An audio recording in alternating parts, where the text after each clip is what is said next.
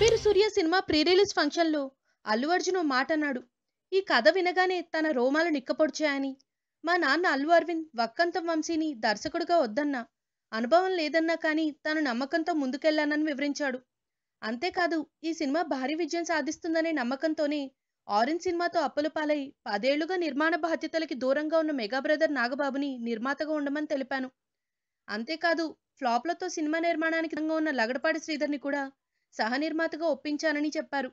బన్నీ నమ్మకమే నిజమైంది. సినిమా కథనం మైండ్ బ్లోయింగ్ అని సినిమా చూసిన ప్రేక్షకులు అంటున్నారు.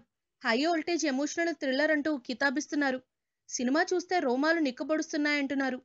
అల్లు అర్జున్ దేశసేవ కోసం సైనికుడిగా చేసిన పోరాటాలు చూసి అభిమానులు ఉప్పొంగిపోతున్నారు. అల్లు అర్జున్ ప్రీ రిలీజ్ ఫంక్షన్లో హామీ ఇచ్చినట్టు వేసవిలో హ్యాట్రిక్ నమోదైంది. రంగస్థలం, భరత్ అని నేను లాగే నా పేరు సూర్య కూడా గ్రాండ్ హిట్ అవుతుందని బన్నీ హామీ ఇచ్చాడు. కానీ ఆ 2 సినిమాలను మించి రికార్డ్స్ కొల్లగొట్టేలా సినిమాకి పాజిటివ్ టాక్ వచ్చింది. దీంతో ఈ వారంలోనే దాదాపు 200 కోట్లు కొల్లగొట్టేలా సినిమా ఉంది.